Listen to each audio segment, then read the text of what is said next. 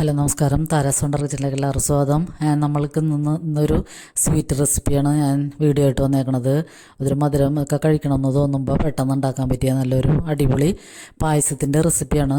അപ്പോൾ നമ്മൾ ഇത്രയും നാളും കറികളൊക്കെ പച്ചക്കറികളുടെയും ഒക്കെ റെസിപ്പീസൊക്കെ കണ്ടു കഴിഞ്ഞപ്പോൾ ഒരു മധുരം കഴിക്കണമെന്ന് തോന്നിയായിരുന്നു ഞാൻ ഉണ്ടാക്കിയതാണ്.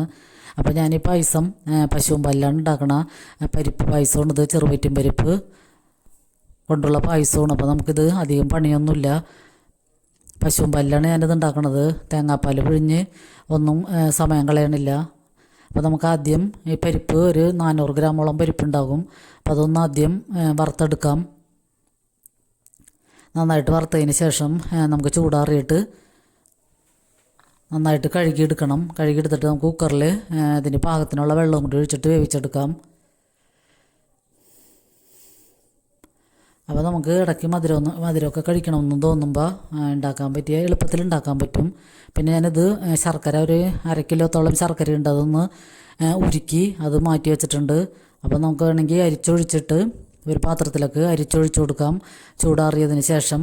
പിന്നെ നമ്മൾ വേവിച്ച് വെച്ചിരിക്കുന്ന ഈ പരിപ്പ് അതിലേക്ക് ഇട്ട് കൊടുക്കാം. അപ്പം ഞാൻ ആദ്യം പരിപ്പ് കുറച്ച് മാറ്റി വെച്ചിട്ടാണ് ഇട്ട് കൊടുത്തത്. അപ്പോൾ അത് ശർക്കരപ്പാനിയും പാലൊക്കെ ഒഴിച്ച് കഴിഞ്ഞപ്പോൾ വെള്ളം കൂടിയതുപോലെ തോന്നിയപ്പോൾ ഞാൻ വേവിച്ച് വെച്ചാൽ മുഴുവൻ പരിപ്പും കൂടി ഇട്ട് കൊടുക്കുകയാണ്. 2 കവർ പാലാണ് ഞാൻ ഇതിനു വേണ്ടി എടുക്കണത്. പാലൊക്കെ ഒന്ന് കാച്ചെടുക്കണം. കാച്ചി ഒന്ന് ചൂട് കുറച്ച് ആറിക്കഴിയുമ്പോൾ തന്നെ ഇതിലൊക്കെ ഒഴിച്ചു കൊടുക്കാം.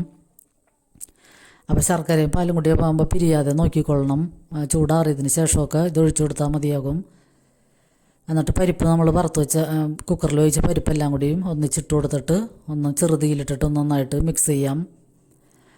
അപ്പോൾ നമ്മൾ പിന്നെ അതിലേക്ക് നമ്മൾ കുറച്ച് ഏലക്കായയും ചുക്കും കൂടി പൊടിച്ചത് ഇട്ട് കൊടുക്കാം. എന്നിട്ട് നന്നായിട്ട് കലക്കിയാൽ മതിയാകും. അപ്പോൾ നമുക്കിത് പെട്ടെന്ന് ഉണ്ടാക്കാൻ പറ്റും. മധുരമൊക്കെ കഴിക്കണമെന്ന് തോന്നുമ്പോഴും പിള്ളേർക്ക് കൊടുക്കണമെന്നൊക്കെ തോന്നുമ്പോൾ പശുവും പാലിൽ നമുക്ക് ഈ പരിപ്പ് പായസം അല്ലെങ്കിൽ പെട്ടെന്ന് ഉണ്ടാക്കിയെടുക്കാൻ പറ്റും. പിന്നെ അതിലേക്ക് നമ്മൾ നെയ്യ് നേരത്തെ ഒന്നും ഒട്ടും ചേർത്തിട്ടില്ല. അപ്പോൾ ഇത്തിരി നെയ്യ് 2-3 സ്പൂൺ നെയ്യ് എടുത്തിട്ട് നമുക്കതിലേക്ക് കുറച്ച്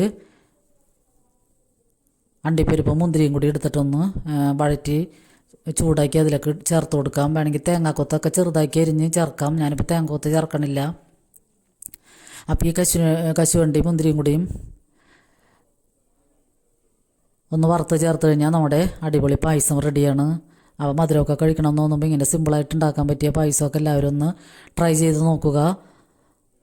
നമ്മൾ കടകളിൽ നിന്നൊക്കെ ബേക്കറിയിൽ നിന്നൊക്കെ മധുരമുള്ള സാധനങ്ങളൊക്കെ വാങ്ങിച്ച് കഴിക്കണേലും നല്ലത് ഇങ്ങനെ നമ്മുടെ വീട്ടിലുണ്ടാക്കി കഴിക്കുകയാണെങ്കിൽ ഹെൽത്തിനും ഒക്കെ നല്ലതാണ്, ആരോഗ്യത്തിനൊക്കെ ഏറ്റവും നല്ലതാണ്.